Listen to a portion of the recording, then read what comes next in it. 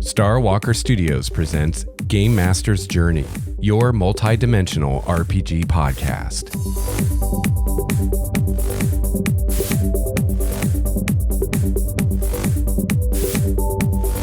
Hello, fellow gamer. Welcome to episode 186 of Game Master's Journey. I'm your host, Lex Starwalker. On this show, we discuss the craft and the art of game mastering. I've been running RPGs for over 26 years now, and I produce this show in the hopes that you can benefit from my experience, my triumphs, and my mistakes. Today, I am bringing you the third of my series of behind-the-screen episodes in which I discuss the creation, preparation, and running of my latest RPG campaign, a D&D campaign called Hinterlands of Elandria. So this is going to be the audio from a YouTube live stream that I did. So if you would like to see the video that goes with this, you can find that on my YouTube channel. And I'll go ahead and embed that video in the show notes for this episode at starwalkerstudios.com. However, I did hear from some listener GMs who said that they would really appreciate having these as part of the audio podcast because not everybody has time to sit around and watch YouTube all day. And some of you are on the go and listening to this show while you're doing your various things. So that's why I'm including these as part of the podcast. And I think that these behind the screens are very relevant to what we discuss on this show, which is the craft and art of game mastering. And what better way to get at that than to learn by example? And you can watch me run this campaign and we can talk about how I prepared for it, all the things that happened versus what I thought would happen, and things like that. So that's what we're doing today. Really quickly, though, before we get to that, I want to remind you that you can get Game Master's Journey and other Star Walker Studios t-shirts and other memorabilia. You can find a link to our store over on Spreadshirt in the show notes at starwalkerstudios.com. And also want to remind you that I have a self-published D&D adventure that is available as well called The Trickster's Labyrinth. So I hope that you will check those out, and getting a t-shirt or getting my adventure are great ways that you can support the show and support Star Walker Studios. I want to thank everyone for the feedback that I've gotten on the behind the screen episodes. And I want to remind you that if you are watching the actual play or you're watching or listening to these episodes, and you have any comments or questions or things you'd like me to talk about the campaign, please let me know. Probably the best way to do that is just to comment on the video that you're referring to over on my YouTube channel. You can also email me at gamemastersjourney@gmail.com. And you can also find all the various other ways you can get in touch with me over at starwalkerstudios.com. So again, this is the third in my series of behind the screen episodes, and today I am talking about preparing for the first game session.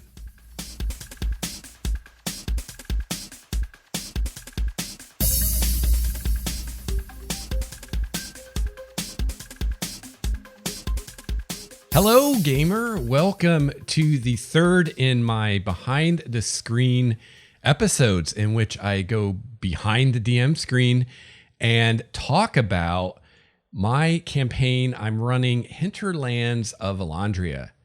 This is a companion to my Hinterlands of Elandria D&D campaign that I'm live streaming here on YouTube, and also a companion to my RPG podcast, Game Master's Journey. So one of my goals with Game Master's Journey and with the campaign is to use this as a way to help newer GMs or help any GMs who are looking to improve their craft. And I thought a great way to get at this is to discuss a campaign that I'm actually running and discuss the planning and the preparation, as well as the actual game sessions, what goes down at the table, and give you an opportunity to ask questions or make suggestions of things that you'd like discussed. So if you've ever been watching a D&D or other RPG game and you've seen the GM do something or not do something and you wondered why, this is your chance to get those kinds of questions answered. So as I said, this is the third in the series. And previously, I gave an introduction to my homebrew setting of Primordia. And in the second episode, I talked a bit about some of the preliminary prep and thought I put into the campaign itself, even before characters were made or even before I recruited players for the campaign. Also in this playlist are the 7 preludes that we did for the campaign. And at this point, we've had, I believe now, 3 game sessions that we've actually played. So today, what I'm going to talk about is the preparation for the first session. So today I'm talking about preparation for session 1 into the wilds. I believe that's what it was called. Let me verify that real quick. Yes. So I talked about before, but in case this is the first of these videos that you've watched or the first of these podcast episodes that you've listened to, by necessity, some of these are time shifted a bit. So today I'm talking about preparing for session 1, but I've already run sessions 1, 2, and 3. And the reason for that is because my players like to watch these videos. And so I don't want to spoil the campaign for the players.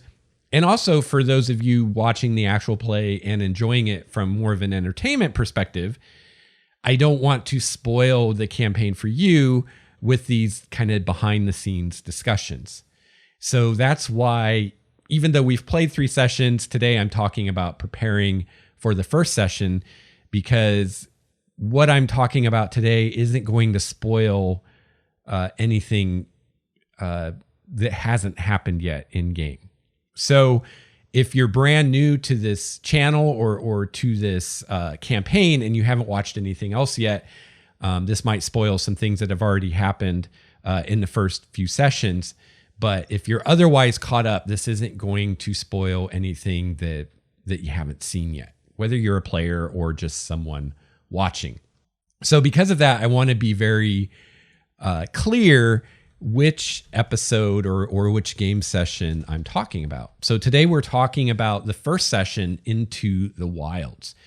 And I'm going to talk about kind of some things I thought about preparing for the session, because one of the most common questions I get from listeners of Game Master's Journey is, how do you prepare for a game session, or how do you prepare for a campaign?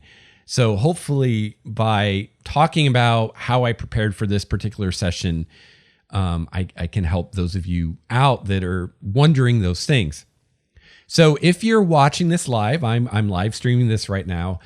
Feel free to participate in the chat room here on YouTube. Feel free to ask any questions that you have about the first session. I'd love to hear your questions. If you're watching this later and you're not watching it live, and you have any questions or there's something that I talk about that you'd like me to go more detail on, feel free to comment on this video and I will address those in later installations of Behind the Screen.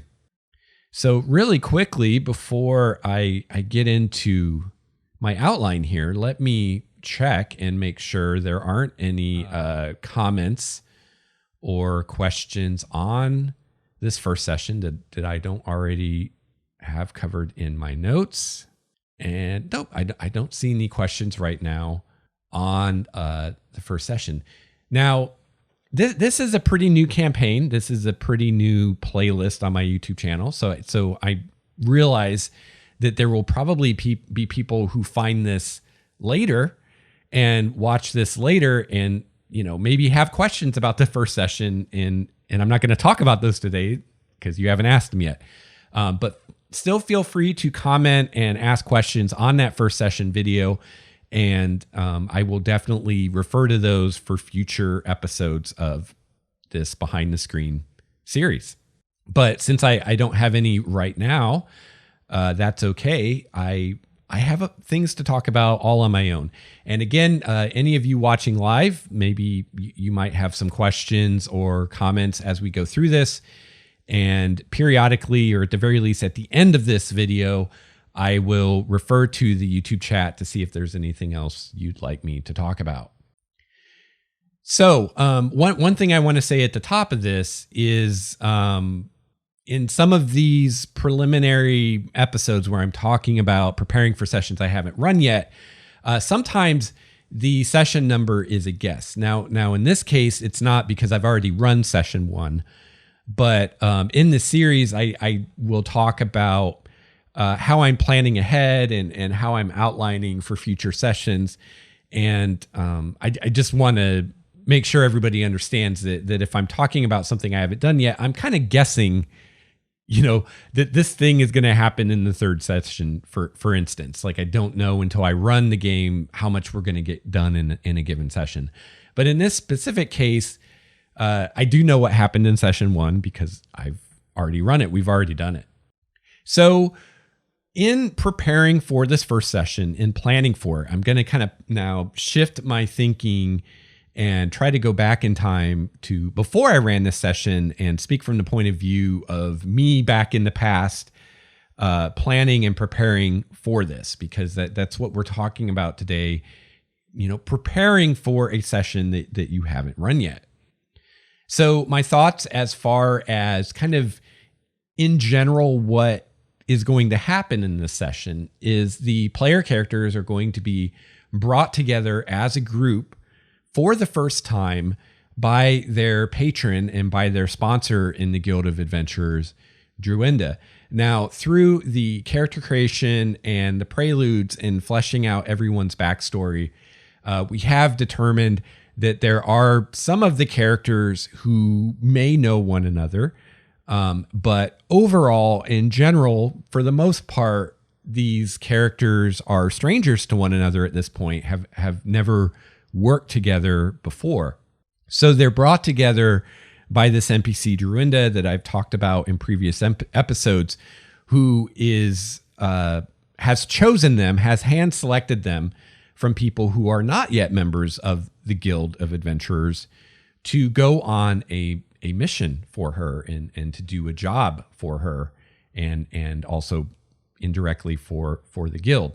And this mission is simply to investigate a dream she had of an independent village in the hinterlands east of the city of Elandria. And it's believed that there aren't any villages or towns or anything like that out there anymore. And for more of that, you can refer to the previous episodes of Behind the Screen. I talk about that in detail. So Druinda, being a seer, has this dream that she believes is a dream of a real thing, this village, and sends the player characters to investigate, to find out, is this village really out there? And if so, how have they survived on their own for 5 years when it's believed that that's not possible and no one was able to do that? Each of the player characters are given a few things to help them on their way by Druinda. She gives each of them some supplies in the form of rations, a mess kit, bedroll, some basic kind of things that you need to go out in the wilds by yourself. These are not professional adventurers, so she's not going to assume that they know what to pack. So she gives them the essentials. And she also gives each player character a potion of healing. Now, I originally considered the idea that Druinda would be available to advise the PCs on how to equip themselves for the journey, but that it would be up to them to do so. So my first idea of how I was going to handle this was that I was going to leave it up to the players and up to their characters to decide, what they want to bring, what kind of supplies they need for this expedition and all that kind of stuff. And they could have asked Druinda for advice and said, hey, what should we take? but it would have been up to them to do that and to ask her and get that information. And I was kind of thinking that this would be sort of like their first challenge, their first test, as a party that's well prepared and brings the things that they need to survive on their own would have a much easier time completing their mission than one that doesn't.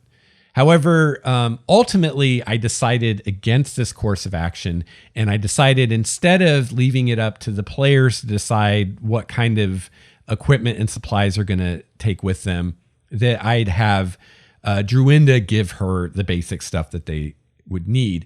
And the main reason that I did this was because as I started actually planning for this first session and kind of thinking about, how is this going to go, kind of visualizing the sequence of the scenes in my mind for that first session, it occurred to me that beginning a game session and beginning in a campaign with basically a quote shopping episode wasn't the greatest way to start out a new campaign.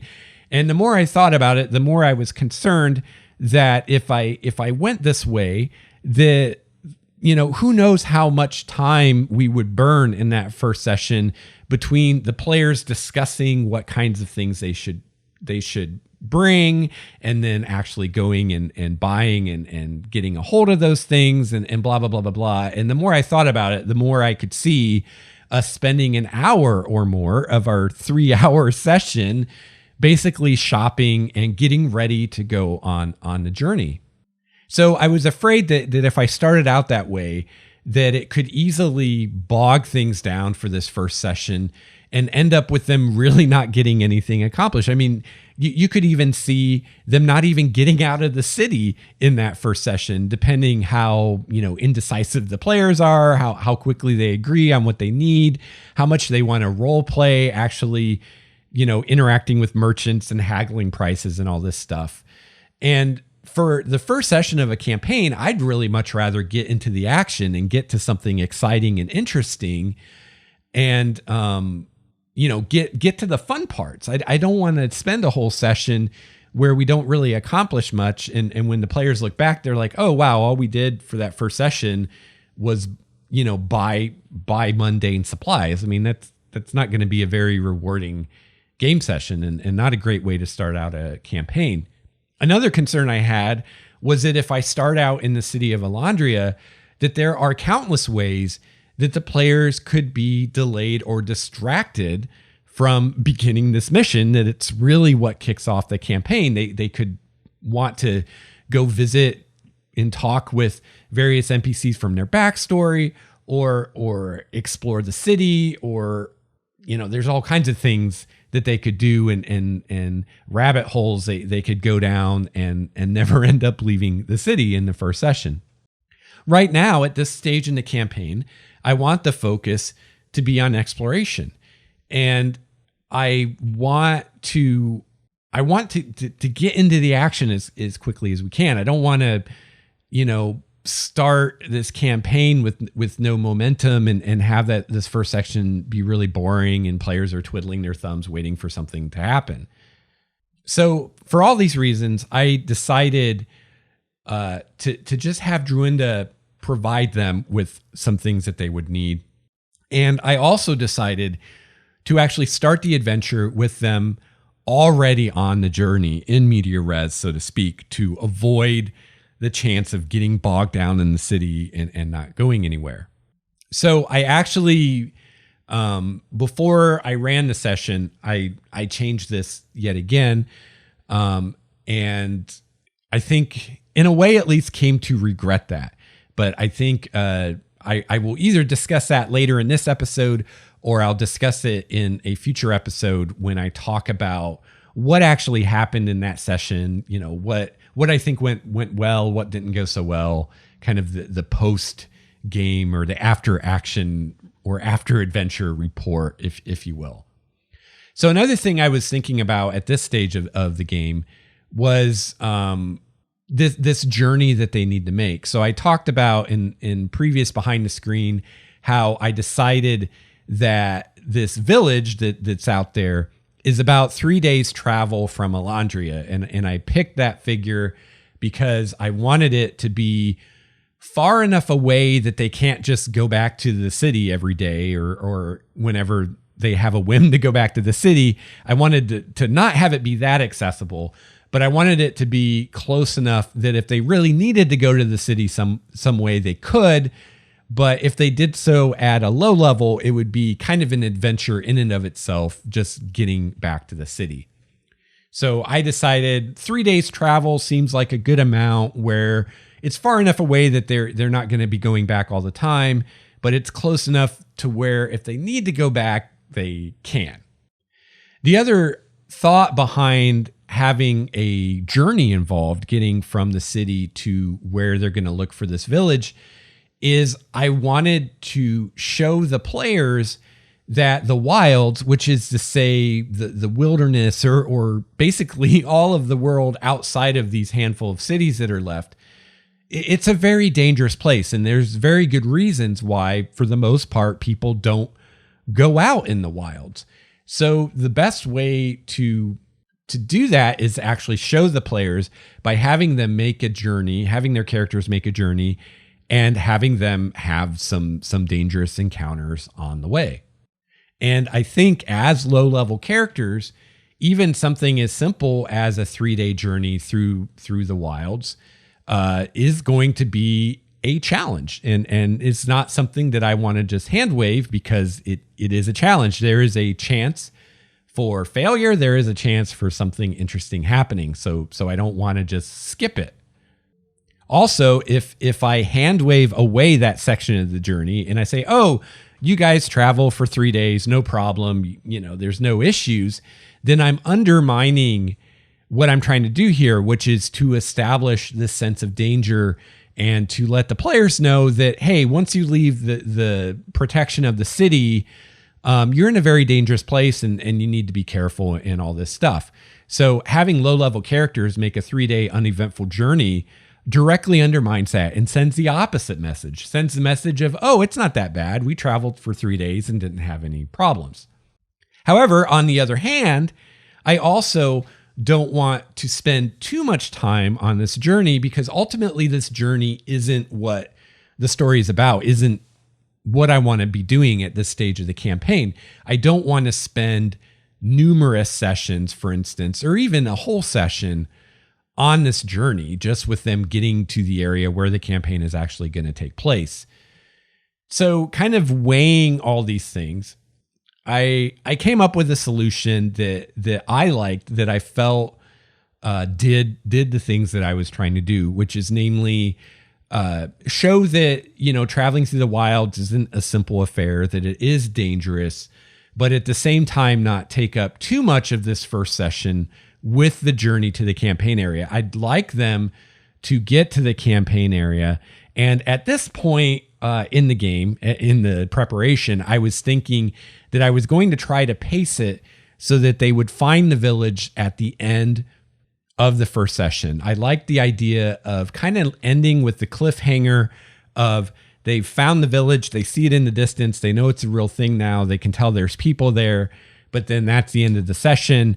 And the next session, we find out what's up with the village and they actually get to go and explore it. Part of that was because, ending on a cliffhanger is always a good idea. It helps the players remember what's happening the next week or the next time you play. It's just, and I've found this from both sides of the screen as a player and a GM, it really helps you remember where you were at and what you were doing and what was going on if you end the session in the middle of something interesting or exciting happening, as opposed to ending the session where there's not much going on. And then it seems like players tend to not as well remember where they were at and what was happening. So I always like to end on some kind of a cliffhanger if I can. And I thought that would be a cool place to end that first session, is with them finding the village, but not yet having a chance to investigate it. As it turned out, I have proven again and again that I'm not very good at predicting how far players will get through what I have prepared. And we ended up getting to the village at the end of the second session. So I was still able to do the cliffhanger that I wanted and end a session with them seeing the village in the distance and then begin the next session with them entering the village. It just happened at the end of the second session instead of the first session. And part of the reason I think it turned out that way was because of a last minute change that I made, in which instead of starting with them on their journey already, I decided to do an opening scene with Druinda in the city and give the players a chance in character to kind of get to know one another. Because the reason I did that is I was thinking about it and I was like, well, they would have at least met once before they left. And originally I was thinking I would skip that so I could start the campaign in media res and avoid any kind of slow start to the campaign. I found in my experience as a GM that usually beginning a campaign with some kind of role-playing scene usually doesn't go well because the players aren't yet sure who their characters are.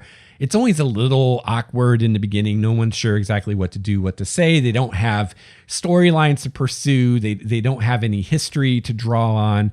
So to just put them in a situation where there's not much of anything happening and you just expect them to role play with one another, it usually just ends up, people staring at each other and kind of, it never really goes well. So I usually try not to start campaigns that way, but I ended up second guessing myself and thinking, well, they would have met together at some point, and maybe I should give the players a chance to role play that if they want to. And in retrospect, I think maybe I shouldn't have done that, and it would have been a stronger opening to the campaign if I would have begun in media res like I originally planned. But again, we'll talk about that more when we talk about how the first session actually went and my reactions to it. So getting back to this idea of travel, my solution that I came up with is that the guild would provide the player characters with flying mounts. And the reason I did this was to achieve the goals I was trying to achieve. I've said before, I always have a purpose for anything I'm doing in a campaign, anything I'm preparing. So the purpose of the journey is to show the players that traveling in the wilds is dangerous and shouldn't be taken lightly. That's it. That's what I want to accomplish with this journey. And I don't want to eat up the whole session to do it. I want to be able to get to them looking for the village in the first session and hopefully get to them finding the village by the end of the first session. So if I have them travel that distance on foot, which again would take 3 days, or by horse, which would take 3 days, then it's either going to take longer than a session to really represent what 3 days of travel in this environment would be like, because they're going to have numerous encounters, or I'm going to be hand-waving encounters or skipping encounters or something like that. So the way that I thought of to where I could have the journey, impress the danger, but not have it take too long is, well, let's give them flying mounts. So the thought was that the guild could provide the player characters with flying mounts to get them to the area where they are going to begin their search for the village. The mounts would then return to the city, so the player characters can't rely on them to get back. They're going to have to find their own way back. And then in this way, I can begin this first session with a brief description of their journey via the flying mounts, which I came up with my own flying mount for this. I got the idea of using a Stellar's Blue Jay and coming up with a giant version of that. So we've got like the giant eagle, right? Well, in Primordia, there's now a giant jay, which is a Stellar's Blue Jay, which is a specific kind of blue jay that we have here in Washington.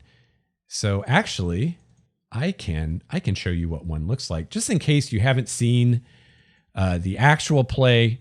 I can really quickly here, I think, show you what that looks like. There we go. So that's what they look like. So depending where in the country or the world you live, this might be a giant or a very what you think of as a blue jay, or may not. I know I originally grew up in Indiana, and our blue jays look different than this. So basically, the PCs are given mounts that are giant versions of these birds. that they're able to ride to the campaign area.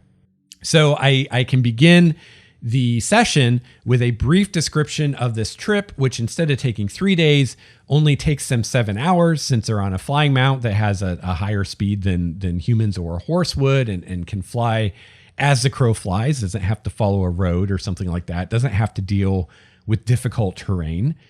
And as far as to get the danger aspect of it across, I decided I could do some kind of encounter on the way while they're flying, an aerial encounter. And this way we can get to the campaign area pretty quickly in less than a session, but the players will hopefully realize that getting back to Elandria will not be as easy as it was getting here, and that will be an undertaking in and of itself, and not something that will necessarily be done easily. In addition to the basic equipment and the healing potion, Druenda also gives the group a sending stone, which is a magic item that allows you to cast the sending spell once per day to someone who has a matching sending stone. The sending spell lets you send a 25-word message, which then the person you're sending the message to can reply with their own 25-word message. As we joked in the game, it's like D&D Twitter, basically. So Druenda gives them this stone so that they have a way that they can report back to her. And she asks them to report back at once a day, and to report when they find the village. She also, plans to contact them as well, using her sending stone if need be, to get updates on their progress. So the player character's first task upon arriving in the area, when these giant jays drop them off, will be to find the village. So I thought about different ways that I could handle this search for the village. And basically, all the different ideas that I came up with as far as ways to handle this boiled down to two general methods. So the first method I could use is I could come up with an actual hex map of the area and use the systems given in the DMG, where I start the player characters out in a hex. They make survival rolls to see if they know where they are, which hex they are on the map. And then they explore each hex, and I would just give the players a truncated version of this map, with Fog of War, and say, okay, here's where you're at. You're in this hex. You've got, 6 other hexes around you. Which one are you going to explore? And just let the players, explore hex by hex until they find the right one. So that's the one way I could do it.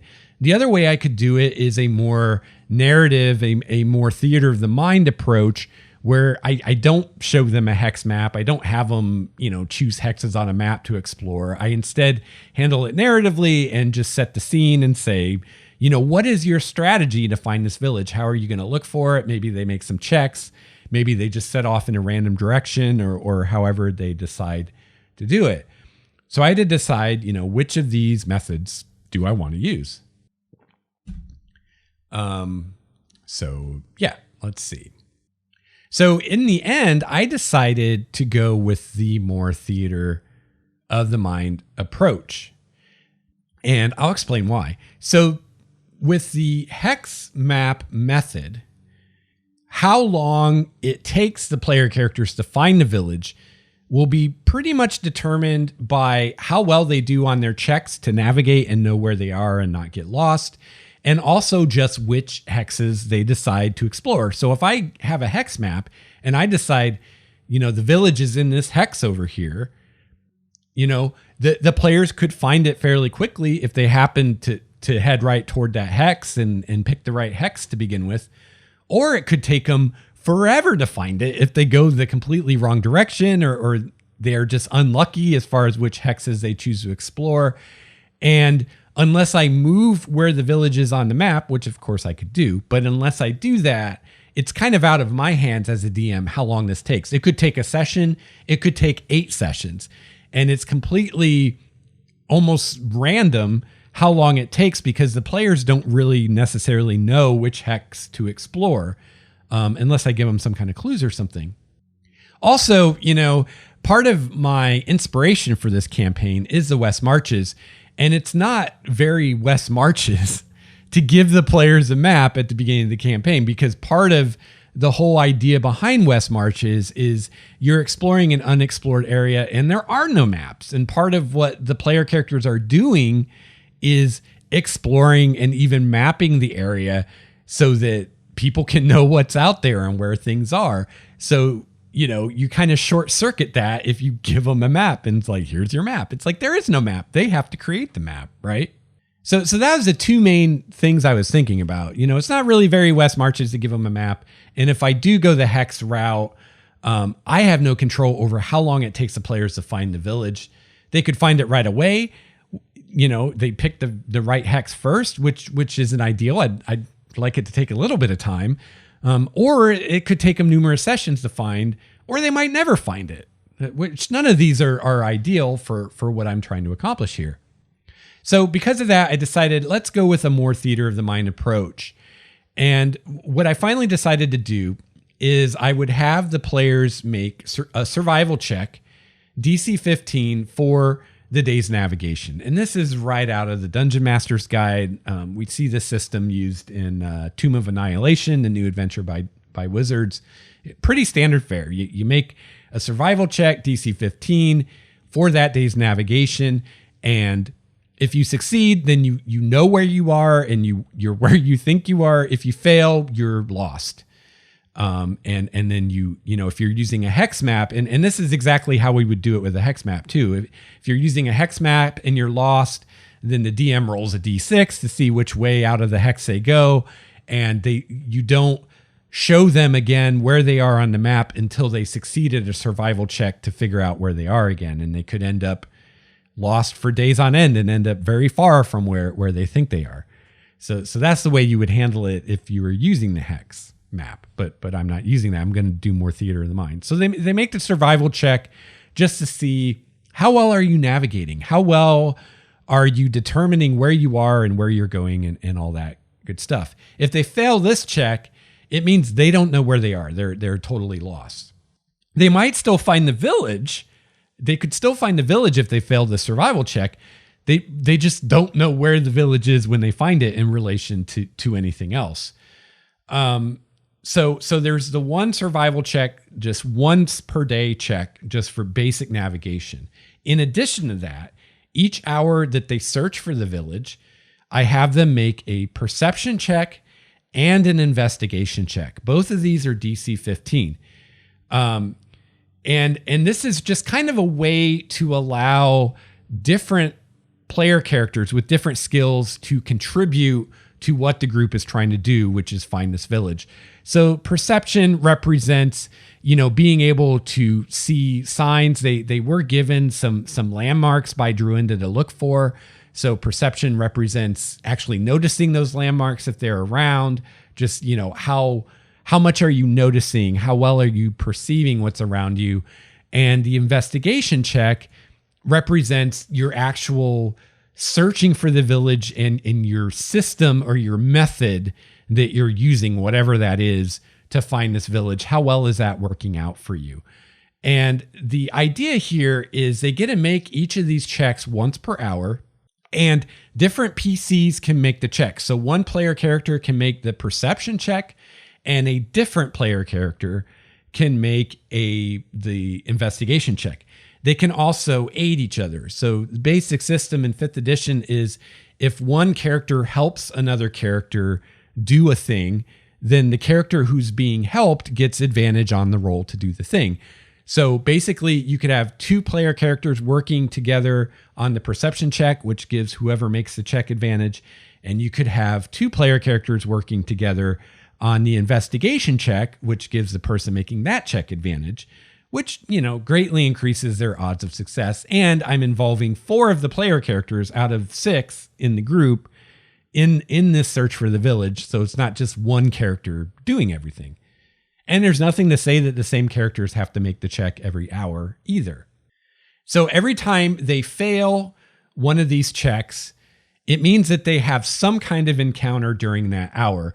It could be an encounter with a monster or an animal or something like that. It could be some kind of natural hazard or really whatever I want the encounter to be. But something interesting happens when they fail a check. If they succeed at one or more of those 2 checks they make every hour, I instead roll to see if they have an encounter that hour. So if they fail a check, they automatically have an encounter.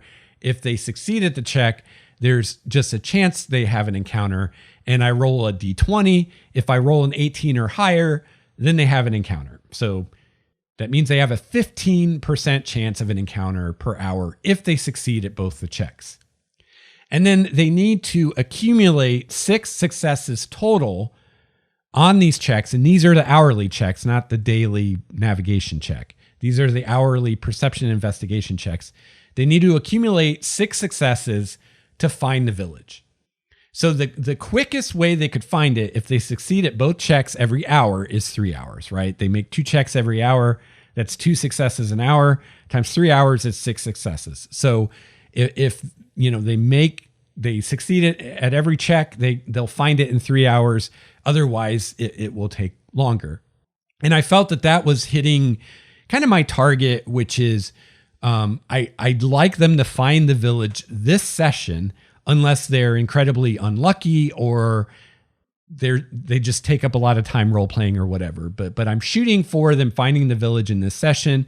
And I'm like, well, if it's only 3 checks, and that's a maximum of 3 encounters, we should be able to do that in our 3-hour session. And remember, if they're succeeding at the checks, then there's only a 15% chance of an encounter anyway. So odds are they're not going to have an encounter each of those 3 hours. On the other hand, if they fail some of those checks, then they may have more encounters. It may take longer than 3 hours, and it might take more than 1 session, but it shouldn't take more than 2. Because a DC 15 check, assuming whoever's making the check is proficient, which I'm sure they would be, and they're aiding each other so they have advantage, it's like they've got at least a 50% chance to or close to a 50% chance to make that check. So they shouldn't really be failing it that many times. So I thought that was pretty good. I'm like, okay, if they're really unlucky, maybe it'll take us a little more than 1 session, but definitely shouldn't take us more than 2. And I felt like that's kind of where I wanted to be.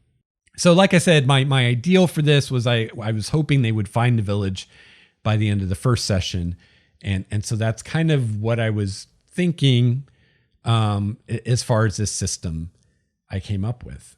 So, this system, I pretty much invented it, right? I didn't invent it whole cloth. I took things from here and there, right? So I got the survival check for navigation. That's right from the DMG. But then I wanted some kind of system to determine how long it takes them to find the village. I wanted the player characters to be able to either increase or decrease the amount of time it takes based on how well they roll, and also based on strategies that they use, which could affect the rolls or affect the difficulties. And also the player characters or the players also have an impact on potentially how many encounters they have to deal with before they find the village. So it'll be fun to talk about how this actually panned out. All right. So that's the lion's share of what I wanted to talk about as far as preparing for this first session. And I see we've got some people in the chat. So let's see what's going on in the chat. Hello, Jerome and Rob. Okay, so Rob asked a question. He says, I was wondering if the guild maintains a small compound just outside the bubble from which they could teleport people to nearby locations. That's a great... sorry, I'm having back problems today. I keep spasming. That's a great question, Rob. So to explain Rob's question, for those of you that might be new to Primordia, the cities are protected by these magical bubbles, sort of like Mythals in Forgotten Realms.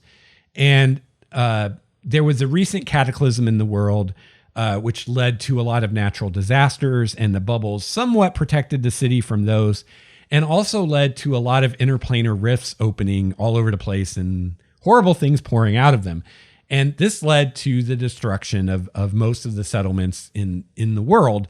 The handful of cities that are still left were protected by these magical bubbles. And one of the things that the bubbles did was they prevented these rifts from opening inside the city.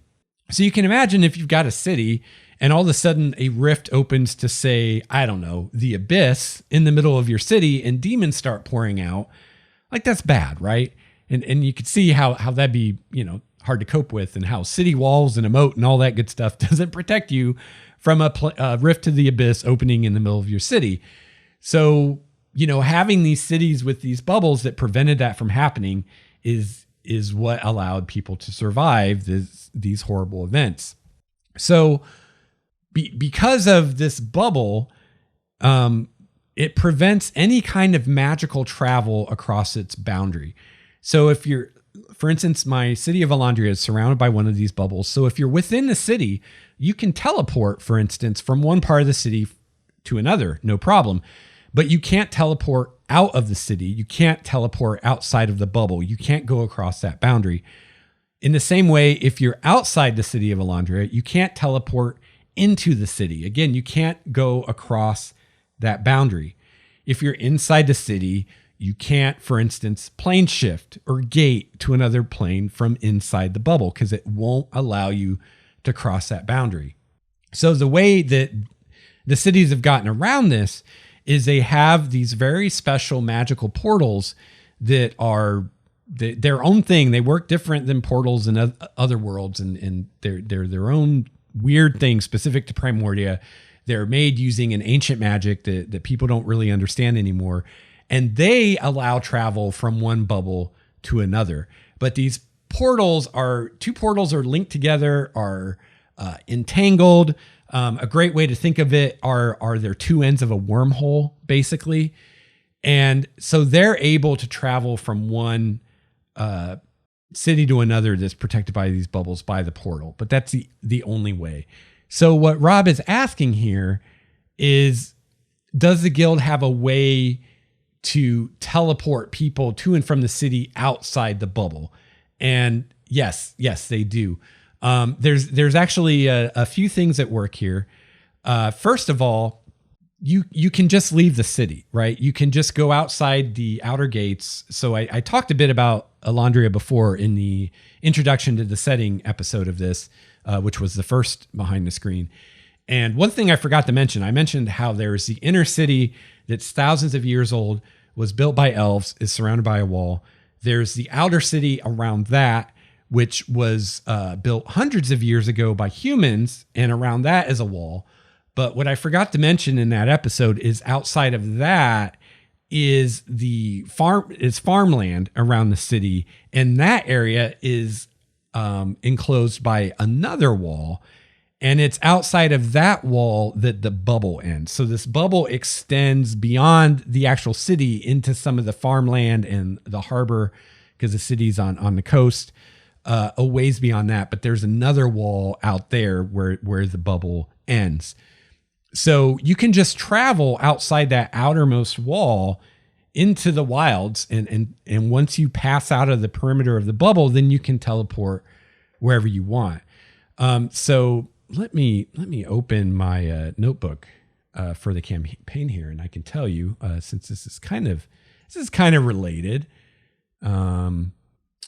So usually what happens with the guild is, assuming we're starting with first level characters, you don't start out in Primordia, first level character. You don't start out just automatically in the guild. You have to earn a place in the guild. And the way they determine if you're worthy of being in the guild or not is they have what they call the trials, which is really just a test.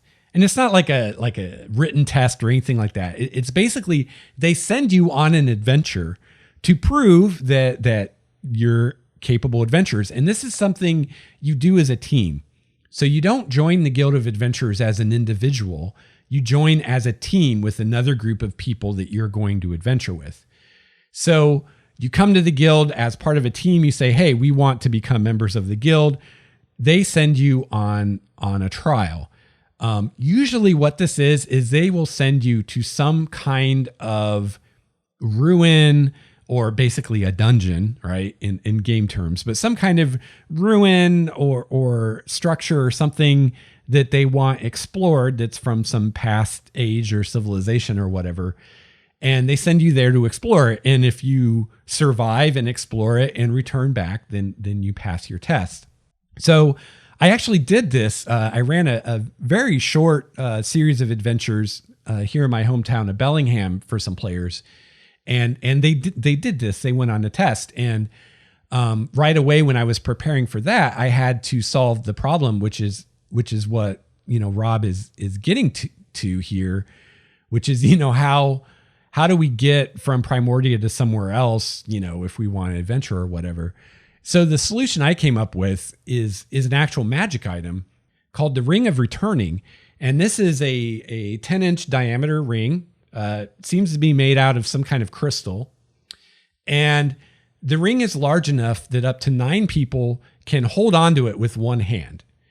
And basically the way this ring works is one of the mages of the guild, usually a wizard or something like that, who can teleport, is able to teleport to the location where they're going to send the player characters for this test. And this is a location that someone from the guild has, I guess you could say, surveyed it. Someone has gone there and seen that, okay, there is something here to explore, but they haven't explored yet. So they have someone that can teleport there because they've been there before, or they've scryed it or something like that. So this person takes the player characters to the place where they're going to adventure, and they use this ring. And so the way it works is everybody puts their hand on the ring, including the person that teleports them. They teleport them to the location, which they have to leave the city. They have to leave that outer wall beyond the fields to do this, because you can't teleport from within the city to somewhere else. So they leave the city. They go just outside the wall, just outside the bubble. They use this ring. They teleport to where they want the player characters to go. Then the wizard teleports back home, back to outside, the city wall where they came from, and leaves this magical ring with the player characters. And the player characters have to attune to the ring, but it's a special item that it can be attuned by more than one person. It's attuned by all the player characters. And then they usually set a period where the ring will return them back to where it came from. Usually it's 24 hours. And there's also like an activation word they can use to return at a different time. But basically, they're able to use this magical ring to teleport back to where the wizard teleported them from. So that's how the guild handles it with the trials. And the ring also will teleport itself back after a certain period of time on its own, in case like everybody dies or the ring gets stolen by a monster or something like that. There's like this fail safe that it eventually will teleport back all on its own. So that's how that's handled. So as far as going somewhere else, you just leave the city, you get outside the bubble, and you can teleport or gate or plane shift or astral travel or whatever you want to do. Now, as far as getting to the city, there is a teleportation circle outside of the city that can be used to get to Elandria from somewhere else. However, it's very secret. In fact, probably no one outside of the guild or outside of the queen herself actually knows that it exists. And even within the guild, you have to be fairly high rank in the guild before you learn about, like, greenhorns don't learn about this thing. So it's very secret. The location is hidden, and it's very well guarded because obviously, that's a weakness in the security of the city. Even though it's outside the bubble, it's outside the walls, it's still fairly close to the city. So, an invader that knew the sigil sequence for that teleportation circle could use it to to move troops in and things like that. I mean, it would take a while, but they could do it. So it's very closely guarded secret, but that does exist. Yeah. So Rob also says, hope no one falls during the aerial encounter. And that's a really great point, Rob. I'm glad that you mentioned that, because that's something I was thinking about when I was planning this. Is I was like, okay. So we've got this issue of, I want it to be a long trip. I want it to be dangerous, but I don't want it to take too long. And I also don't want to hand wave away encounters that should have happened if they're traveling by land. So I'm like, well, if they fly, that's going to bypass most encounters they would have. The only possible encounter they could have is with some other kind of flying creature, or, well, there's no surface to air missiles in Primordia, so we don't have to worry about, or artillery or anything like that. So it'd pretty much just be another flying creature would be the only thing they'd have to worry about. So I was like, so I can hand wave away this 7-hour flight and say nothing much happens and not defeat my purpose of getting the players to realize that it's dangerous, like I would if I hand waved a 3-day travel on land. But I still want to have at least one encounter to get that danger across, right? Like they shouldn't be able to make this whole flight without something happening. So I wanted there to be some kind of combat encounter with some kind of other flying creature or creatures, but I had to be very careful, because what Rob is referencing here is that falling, does damage, obviously, right? It's 1d6 per 10 feet to a maximum. It's either 10 or 20 d6. I don't remember.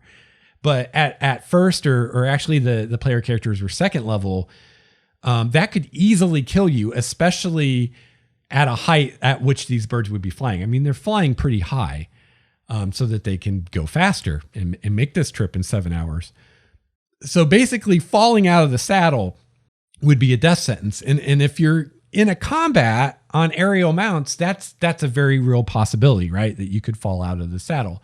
So because I don't want that to happen. My goal, remember, again, everything has a purpose, right? My purpose for this aerial encounter is just to not have it be too easy and to reinforce, hey, this is dangerous. Even though you're flying, even though you've kind of found a loophole to avoid many of the dangers that you would have encountered otherwise, it's still not completely safe, so I'm going to have an encounter to show that. Because just telling the players that it's not safe isn't the same as them seeing it and experiencing it by having an encounter. But I want to be careful with this encounter, because I don't want to kill the PCs. My purpose here is not to kill player characters. My purpose is just to let them know that, hey, this is a dangerous thing you're doing. So I want to be careful. I want to be careful not to throw something too challenging at them. And I got to think about the whole falling issue, because if they get knocked out of the saddle, or if the bird they're on gets killed or incapacitated, they're going to fall and they're going to die. It doesn't matter what I roll in the dice. It's going to be more than double their hit points, which would kill them outright. So the way I decided to address that was two things. First of all, I made a point of illustrating to the players when they got the bird mounts that they're very almost kind of idiot proof. And that's kind of the point of these mounts, because giant eagles exist. There's griffins and giant eagles and pegasi, and there's all kinds of flying mounts, hippogriffs that already exist in D&D, that exist in Primordia. I didn't need to come up with my own flying mount. But part of the idea behind these birds, they were developed by a wizard serving the previous queen, who just really liked these birds. And the wizard was like, hey, I'll bet she'd like having, ones that are big enough they could be used as mounts and kind of show the majesty of the royalty, right? Kind of a status kind of thing. But what turned out to be really useful about these mounts is they were not as aggressive as these more aggressive predators like eagles and griffins, which are very aggressive predators, which means they're easier to train, they're more docile, they take less skill to ride. If you're going to ride a giant eagle, you need to know what you're doing. You can't just put someone who's never ridden a giant eagle before on a saddle and hope they do well, right? So that was kind of the purpose of these mounts, is they're easier to deal with in that way. They're more docile. They're better domesticates than these, more powerful predators.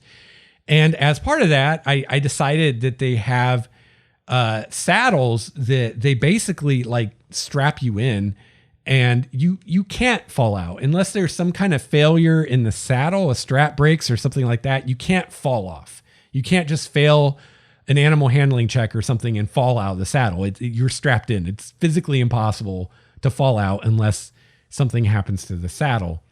So I made sure to establish that so that the players aren't wondering why they're not making rolls to see if they fall off the bird or not. And it actually worked out really well because I had them make an animal handling check just for funsies, just to kind of see. I mean, they didn't need a check to ride the birds. It's like idiot proof, like I said, and they just strap you in and you're along for the ride. But I had them make a check just to see, how comfortable is your character with this? If you roll really high on this check, it means like, oh, you're kind of a natural and you know how to like shift your weight with the movements of the bird. And, it's a pleasant, easy experience for you. Where if you roll really poorly on the check, then it means like you're more awkward. You're not as comfortable and things like that. It might have some effects at some point. And so Steve's character, Malagar, actually ended up rolling quite poorly on the check. Everybody else did pretty well. So I even had the tender of these birds that was kind of training them on how to ride them and everything and helping them out, actually even used even more safety straps on Malagar because he was so obviously uncomfortable and awkward. It's like, well, let's give him some peace of mind and also some added safety we'll use these additional straps, above and beyond what everybody else has. So that actually really, I think, did even more to kind of hang a lantern on the fact of, hey, you guys are strapped in. Unless something really bizarre happens, you don't have to worry about falling off as far as that goes. So that was one way I addressed it. And the other way I addressed it was with the encounter itself. And I considered a lot of different encounters with different things. I considered giant wasps, which are a flying creature I love to use at all times, especially lower levels. But the problem with that is I'm not sure how high giant wasps would fly. Insects don't usually fly as high as birds do. So I thought that there might be an issue with that because I really think these blue jays would be flying at maximum altitude so they could make the best speed that they can because anyway, I can get into that. So there was that issue with the giant wasps. I considered like winged kobolds, griffins, peritons, any flying creature that I could think of that wasn't just way too powerful. I considered having a large number of smaller creatures like the giant wasp or the flying kobolds, or having one big scary creature, blah, blah, blah, blah, blah. And what I ended up going with, what I decided to use ultimately, was a manticore. And there were a few reasons for this. First of all, I thought the manticore would be more effective because manticore is like, I think it's like CR5. So it's actually a bit beyond what you would normally throw at a second level party. And I counted on the fact that at least one of the players would know that and would, that would probably translate a little bit into the character pucker factor of, hey, this monster is actually like a pretty tough monster. I'm not even sure if we should be trying to fight this at our level, kind of thing. The other thing nice about the Manicore is it was slower than the giant jays, which was a way to prevent the encounter from being too deadly, because the player characters could just run away or fly away. It's like, if you guys just keep flying maximum speed, you're going to outpace it. It can't keep up with you. So that ensured that the combat would be relatively short, just a round or two maybe, and then it's over, which minimizes the chance of a character, getting incapacitated or their mount getting incapacitated and falling and dying and that kind of thing. And the other nice thing about the Manicore is it has a ranged attack, because the problem with saying, well, I'm going to use a monster that's quite a bit slower than the bird they're flying, is it's like, well, then how does it even attack them at all? But the nice thing about the Manicore is it has a ranged attack. It can fire its tail spikes. So that made it make sense that it at least be able to get a few attacks off in that few moments that the player characters are actually within range. So that's what I did. I ended up using one Manticore, and I used my tactic that I've discussed on the podcast before of leaving an opening for bringing in more Manticores. I had the player character, they saw more Manticores in the distance, which also increased the perceived danger factor, even though these Manticores were quite a bit away. And I think I told the players that as long as you keep going, these other Manticores can't get to you. They're too far away. But if you start circling and fighting this one Manicore, then, maybe they could get to you. But if you just keep making the best speed you can, they're not going to be able to catch you. But they were there if I needed, like if they just annihilated this Manicore, I could have brought more Manicores in if I needed to. But mainly they were just there to raise the perceived danger level of, oh crap, we can't screw around too much because there's more of these. And it was also kind of a nudge to what I thought was the best strategy. Because, one thing I commonly do when I create an encounter is I try to anticipate different ways the players could react to it. Now, I'm not going to be able to guess exactly what they do, but I try to anticipate general strategies that I think they might use. So this particular encounter, I have I have them flying on flying mounts. I have a Manicore flying and intercepts them and is able to get a few ranged attacks off, but eventually they could outpace it. There's different strategies they could take there. They could just keep going and just fly as fast as they can and just run away, basically, which I think is what they, quote, should do, has the greatest potential of them surviving the encounter. And again, my purpose here is not for them to kill a Manicore and get its treasure or whatever. My purpose is just to show them the world is dangerous. I don't care if they kill the Manicore or not. I don't care if they fight the Manicore or not. I just want them to encounter it and deal with it in some way. So running away would be the smartest thing to do, I think, and the easiest and the most likely to succeed. But they could decide to full out fight it and not try to get away and completely engage it. So those were the kind of the two general strategies I thought about.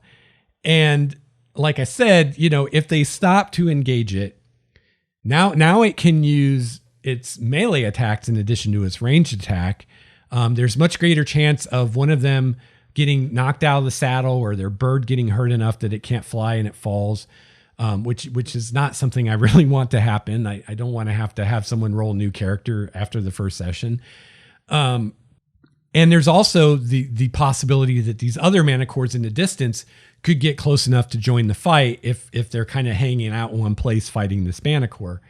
So to my mind, running away is a smart thing to do and is what I hope that they do, because again, I don't want a TPK. I don't want a player character dying in the first literally the first encounter of the campaign. So I felt like this was this was kind of nudging them in the direction that I hope that they would go. That I think is the I'm sorry, I'm losing my train of thought. I just thought that this was the best way to get the results that I wanted, which is basically just a quick encounter, not a fight to the death, that the PCs can basically run away from. So I can talk about that more when I don't want to get too much into what actually happened, because I'm going to do a separate episode on that. If I get into that, this will be ungodly long. So that was kind of my thought process. So again, anytime with an encounter or anything I'm doing, I'm always keeping in mind, what am I trying to accomplish here? And I felt like the Manticore was a good way to accomplish what I was trying to accomplish. And the fact that it is a higher CR monster I felt would further motivate the player characters to not try to stand and fight it, but instead retreat, which in that way minimize the chance of a character dying. Now, in the end, it's up to the players, right? And there's only so much I can do. And if the players decide, no, we're going to stand and fight this thing, then that's what they're going to do. I'm not going to tell them they can't do that. But I'm trying, through the setup of the encounter and what's happening, I'm trying to nudge them in the direction I want them to go, which is, you're welcome to trade some blows with this thing as you go by, but I really hope that you keep going and get away, because if you stand and fight, it's kind of dicey whether you could even defeat this mana core. And then there's the other ones coming as well. And again, I have those other ones in the distance to further reinforce, like standing and fighting might not be a good idea. Let's see. So Rob asked if the birds took any damage, and yeah, one of them did, but Steve's character healed it, and luckily it wasn't enough to like incapacitate it. Let's see. Rob says air gets colder and thinner at altitude. We usually select altitude for best fuel burn rate, which don't think applies with a bird, and best tailwind or at least headwind. Yeah. So Rob, you're reading my mind today, sir. So yeah, I used to be a pilot or took pilot lessons, and that's what I was thinking of. But yeah, it's kind of thinking in the back of my head too. And I'm like, yeah, I don't know if that would apply to birds. And actually it might with a bird. I don't know. See, now I'm really curious because the air is thinner.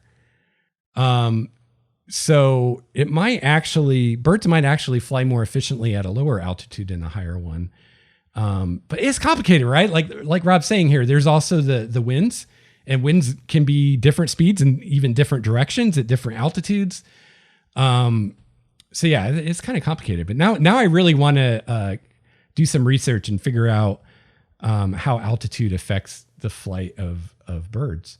But yeah, Rob, that's totally what I was thinking of back in my flying days and knowing that, you get better fuel efficiency at higher altitudes. Yeah, so that's what I was thinking of. So yeah, that probably actually doesn't apply to the flight of a bird the more I think about it. So Rob is in my head today. But that's great. That's great. So at least someone knows what I'm trying to say. All right. Let's see. I don't see any more questions in the chat. And, let's see here. How long I kind of want to go into talking about what happened with session 1, but I think this is getting long. So I should probably do that in another video. So I think we'll wrap this up for now.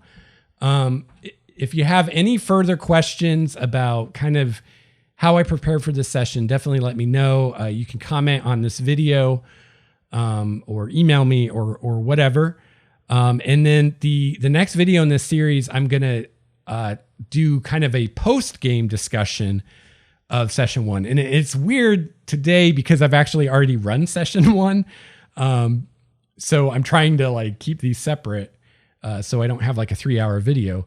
But yeah, in the next video, I'll talk about what actually went down on session 1 and talk about how things went. So yeah, I will try to get that out in the near future. So thank you to everyone who watched us live. And again, if you missed this live and you have a question or comment, just post it to the video and I'll check those when I do the next one. So yeah, looking forward to hearing from you. And I hope this has been helpful, and I'll see you next time.